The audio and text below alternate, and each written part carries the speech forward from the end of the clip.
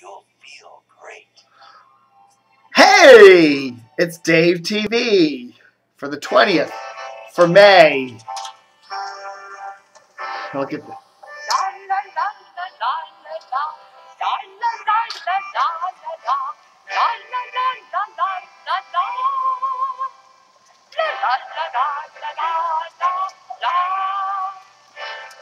It's Mrs. Velvo's tiny house. Come on in and hang around. You'll have fun, just wait and see. Now close your eyes and follow me. Hello, boys and girls, what's new? Mrs. Velvo's got surprises for you. Don't touch that doll, we'll stay for a while. Good morning, boys and girls. Well then, how are we all today? Well, we're a little hyper, aren't we? Now that today, Mrs. Velvo's Tiny Town is brought to you by the letter...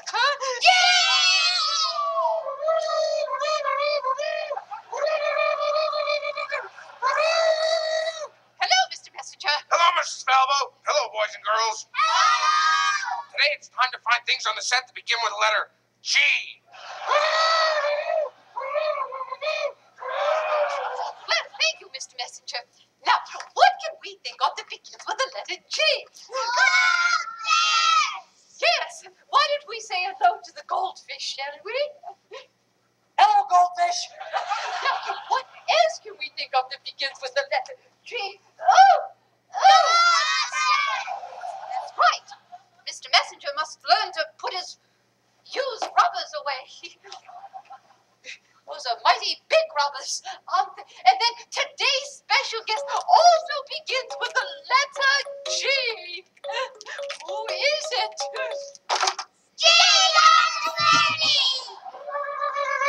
It's bunny hop time. Oh boy. Bunny hop time, yes. I love a good bunny hop. Miss Liddy, yes. That's another thing that begins with the letter G, kids. All right, folks. I just had to show you that one. I'm watching some old SCTV there from, oh gosh, back in the 80s. And I was going to say the late, great Gordon Liddy, but I think Gordon's still around, isn't he? Gordon Liddy, G. Gordon Liddy, of course, of Watergate fame, who for many years and I think he still is a radio personality. He still does a radio show, but I don't think it's on in the Washington area anywhere. But for many years, he did the midday slot there at WJFK back when it was a super station. Back when people actually listened to the station and it got good ratings and it was up there in the top 5 stations, you know, back in the glory days. This was in the 1990s mainly. They had Howard Stern on in the morning and G. Gordon Liddy doing the afternoons and Don and Mike in the D. Gordon Liddy doing the middays and Don and Mike doing the afternoons back when they had the Redskins, and it was a really cool effing station there in Fairfax. Of course, the station has been gutted and is a faint, wispy memory of itself these days, but, you know, memories. But I thought that was cute. That's SCTV, and that, of course, that was Dave Thomas. I believe that's who that was. Not the Wendy's guy, but the actor guy, the actor-comedian Dave Thomas, who is playing G. Gordon Liddy, and, of course, the late, great John Candy there is the jester. All right, folks. Thanks for, oh, I'm not done yet. I'm like, thanks for watching. I got some mail yesterday. Dave. I watched your Dave TV from a few days ago. You teased on your site, I guess on my, Dave TV, that you would be talking about the slide of 105.7 The Fan and also the spiraling numbers for Norris and Davis. I was hoping for some analysis when you thought their numbers were sliding. It's simply seasonal. Is it simply seasonal because the O's, even though they're playing okay now, generally suck and there's nothing going on with the Ravens, yeah. I really do think a lot of 105.9's ratings are seasonal. You know, the station did, we're talking about the CBS Baltimore Sports Talker. The ratings were up quite a bit toward the end of 2011 and in early 2012, and that kind of corresponded with the Ravens' really good play. And, you know, they were Super Bowl bound there for a while, and they did really well in the playoffs for a while. And JZFM 1057 was able to capitalize on that. And then, of course, as you've noticed in the ratings since, you know, January, February, March, April, the ratings have pretty much dropped, especially for the morning show. And I do think a lot of their listenership tends to be sports, or, you know, it's news oriented. If something hot's going on, people will tune in. If something is not hot, they don't tune in. I think that was one of the reasons why, you know, when you're a programmer, if you're going to rely on a traditional sports talk format, you're going to have to deal with those ups and downs of, you know, the sports news world kind of thing. You know, things aren't going on. If your team's not playing, if it's not playing well, if it's out of season, if whatever, your ratings aren't necessarily going to be good. If you have an entertainment quotient component to your show that's beyond sports, that's immune from sports, so to speak, I think you'll do much better. And I think that's one of the reasons why, you know, for so many years, Don and Mike did so well, and that Guy Talk format did so well on JFK here. That's, you know, DC's CBS Sports Talker, was because of the fact that it's kind of immune from that news cycle, that you have people tuning in for a show, you know, regardless of whether there's a lot of sports going on or whether the Ravens are playing well or the Orioles aren't or whatever, that people will tune in and listen. And you got to develop that entertainment quotient. And I don't know if a lot of these sports talkie shows are doing that. You know, the Junkies, I think, have that component where people will just tune in to listen to the Junkies regardless of what the sports news is. But I think part of the problem with the Junkies, I think, is that their ratings are they're kind of skewing older and older. The guys are getting older. They're kind of mellow, you know, and I like them for that, you know. And they, in fact, the other day they were even joking about kind of their lowish ratings. Norris and Davis, you know, again, it's an acquired taste, and I do think that, you know, when they don't have a hot sports topic to talk about, their ratings do drop. And, you know, and I think you'll see that at 105.7. Ratings will go back up, I think, as the summer comes along and we talk more football and Baltimore goes Ravens crazy, even though 105.7 doesn't carry the Ravens or the Orioles, which is kind of a shame. Here's a major sports talker, FM sports talker, and they don't have any major teams on the station. You got them over on a news talker on AM.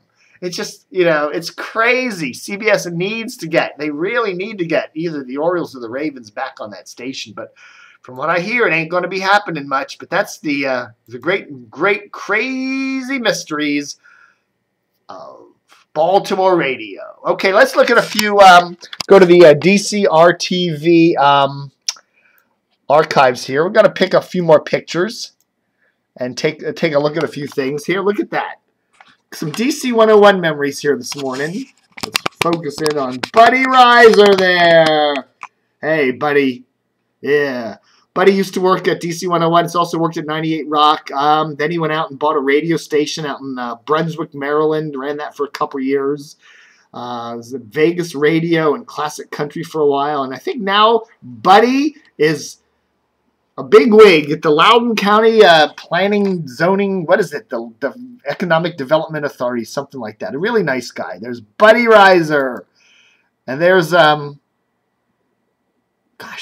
who is that?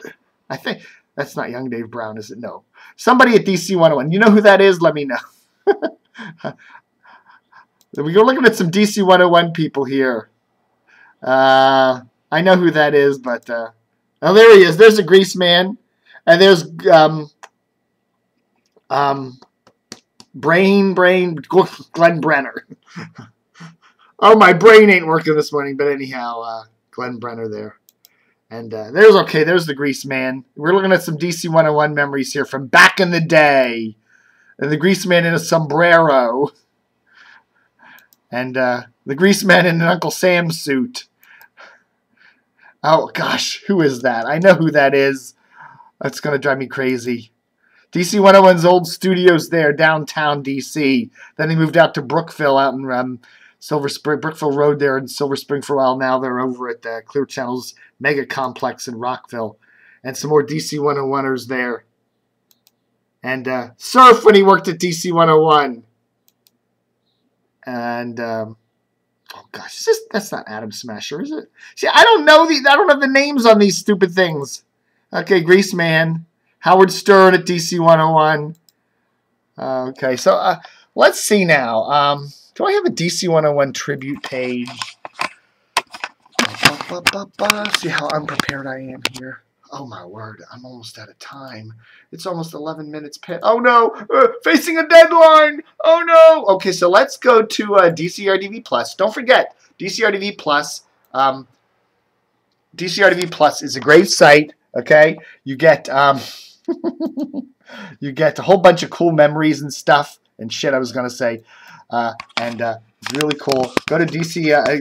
Make a $29 donation to DCRTV, and you got a full years of access to DCRTV Plus. But this is our DC 101 tribute page, and so there's some of the cool folks at DC 101.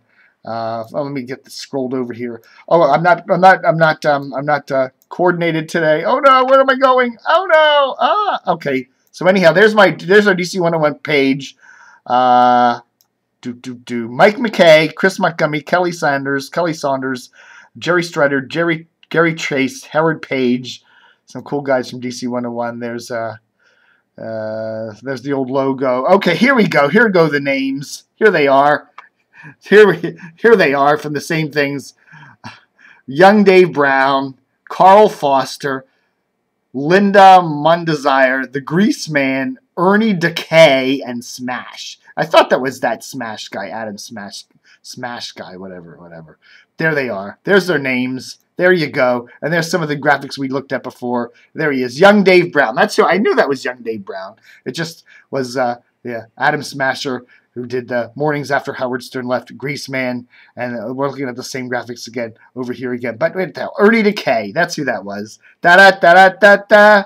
Yeah, it looks like he's about 12 there. Wild Bill Scanlon. There we go. And Buddy Reiser. Okay. No emails telling me what a dummy I am, okay? Okay, thanks for watching Dave TV for this Sunday, the 20th of May, 2012. So...